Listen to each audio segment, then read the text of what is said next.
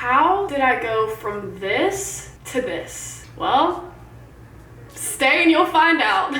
Hello everybody, before we start the video, I just wanted to say I'm back. I've been gone for like a year. During that year, I wasn't just like sitting around. I kind of was, but I also was graduating college and moving to a whole new city. Oh my gosh, I forgot to tell y'all, I signed a modeling contract. So that's not an excuse for my absence, but that's an explanation. Anyway, I'm here to stay. This is the entire history of my hair. How I went from curly to really not, back to curls even better than they used to be. Before we start this video, a big percentage of y'all are not subscribed. If you're seeing this, you like this video, you like me, just go ahead and hit that subscribe button. It only takes a second and you can unsubscribe at any time. When I was born, I popped out with no hair up here and a lot of hair right here. So essentially I had a mullet, a bald mullet, or a receding hairline, whichever you want to go by. I don't think it was good. They didn't take any pictures, so. But as I got older, I started to get hair all over my head, thank God. My hair was, surprise, curly. So curly that my mom, first like little ringlet I got, she thought was really cute, and she cut it off and put it in a box. Kind of weird, Mom, but understandable. I realize now looking back that my parents had no idea how to handle curly hair, which is really not their fault. My mom has straight hair. My dad had an afro in college. As I started to enter school, my dad doesn't know how to take care of hair. I don't even think he knows that hair care is a thing, considering all he did whenever I went to school, take a hairbrush, essentially rip my hair out, and then put it in a low side pony, just like this. This is how I lived every day, except it wasn't curly, it was just frizzy. So neither of my parents knew how to take care of my hair. They ended up just brushing it, and if you have curly hair, you can't do that. There has to be multiple steps involved in the brushing process in order for it to be not this.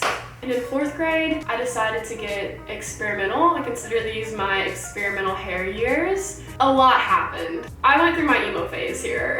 I wanted the hair swoop so freaking bad. My mom wouldn't let me. Instead of getting a hair swoop, I would just wear my hair all to the side. I actually had an extremely deep part, like this deep, until I was like, honestly, like sophomore year probably. I really wanted highlights, like my friends had. My mom wouldn't let me get highlights. She just was like, that's too much. So instead, she decided that a huge neon streak in the front of my head wasn't too much.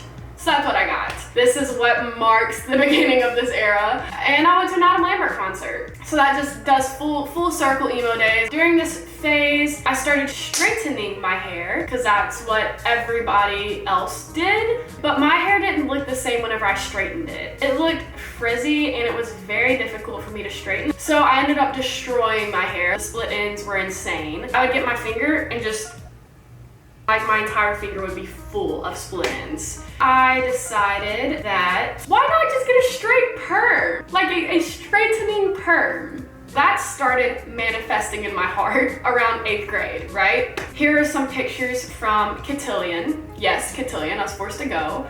This is what my hair looked like, okay? This was actually my fancy hair. If that says anything, you can imagine my not so fancy hair. 9th grade comes around, I am now straightening and curling my hair every single time. The irony of that, my hair is naturally curly. I guess the Cotillion life, straight/curly hair changed me and I decided to keep that trend going. 9th grade comes around, that idea that was manifesting in my heart to get a straight hair perm finally came to fruition. I asked my parents and they said, you know what, Tori?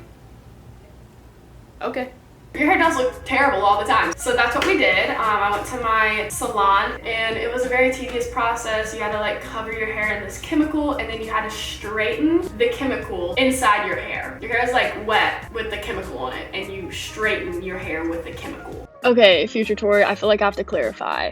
They put the chemical on your hair, they don't wash it out, they blow dry it in your hair, and then they straighten it. They don't straighten it wet. I know I said that, but I didn't mean it. I would not suggest it. It essentially destroyed my hair, and I know several people who have also done this, and it also destroyed their hair. Not so much their hair, it destroyed their curls. You have to wait for it to grow out completely because your curls actually do come back, just not the same. They're very, it just looks wrong. But anyway, I got that done. I mean, it worked, but it was extremely flat. Within like 3 days, my parents were like, Tori, don't do it again. It's too flat. And I was like, yeah, I think you're right. The textures changed. It just didn't look good either.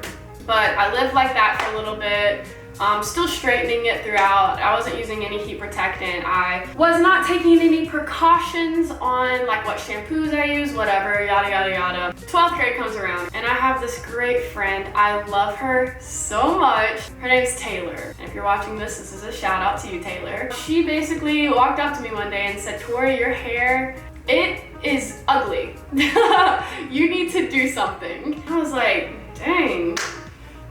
She's right. Nobody had told me that before except my parents, and when your parents tell you something, you're just like, whatever. And I asked her, well, what should I do about this? My hair's ugly when I straighten it, it's ugly when I curl it, it's ugly when I leave it natural, it's ugly when I just blow dry it, it's ugly all the time. She said, Tori, I think that you should just leave it natural just for a month and see what happens. So I contemplated over that for like maybe 10 minutes. I'm a very impulsive person, and I decided, you know what? I've thought about it for long enough, I'll do it. So I did it, and actually every single week that went by, my hair got wavier, but in my brain, I was like, damn, this is curly. People started complimenting me a lot on it, and at this point, I never had received a compliment on my hair before, ever. And I decided that I'm going to continue just letting it be natural and see where it goes, because clearly, like, it looks good. For the next 3 years, actually, I let my hair stay natural. So this was from about 12th grade to my sophomore year in college. I also decided that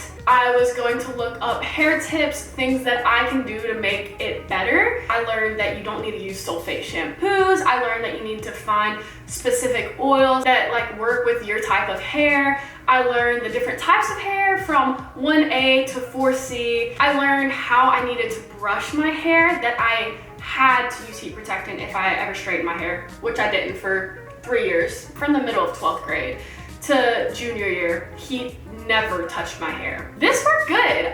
It was slowly but surely. I had thought that my hair was a lot curlier than it was. When I started my YouTube channel, you can go back and see, it's very embarrassing, my old videos. My first ever hair video that's titled Curly Hair Tutorial, something like that. You can obviously see that the top layer of my hair is not curly, it's straight and it's fried. And whenever I released that, I got a lot of really positive feedback. A lot of people saying, oh my gosh, this is my hair texture, blah, blah, blah, blah, blah, which was awesome. But I also got negative feedback saying your hair's not curly and this is embarrassing.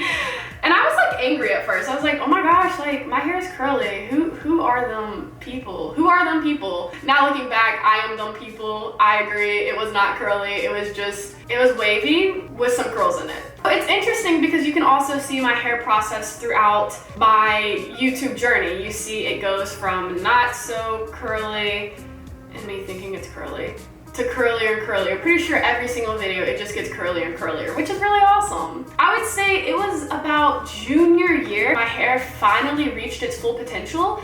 I was doing something right, finally. Everything that I had to work for had finally paid off. That's also whenever I did some things like the Vogue challenge on my YouTube channel. So you can kind of see during this era how my hair looked. I have started using heat on my hair for modeling. Sometimes the big hair, it doesn't always suit a shoot that I'm doing. Every single time I use heat protectant, I blow dry it first, which is really, really important. You don't want to just go on this type of hair and just straighten it. Blow dry it, like use the brush, do all that whole thing, and then straighten it after you've basically kind of straightened it with a blow dryer. And I can say, I think it has changed my hair a little bit. My hair has gotten a little bit flatter, but I kind of like it a little bit because I really like putting my hair behind my ears like this. I'm okay with where my hair is at right now. And I still think it's very curly. It looks very good. I still love it. But yeah, that's my hair journey. I am so glad that I'm back. I am ready to start YouTube again. I've missed it so much. I'm ready to start my second channel. I'll be starting that soon as I get a job,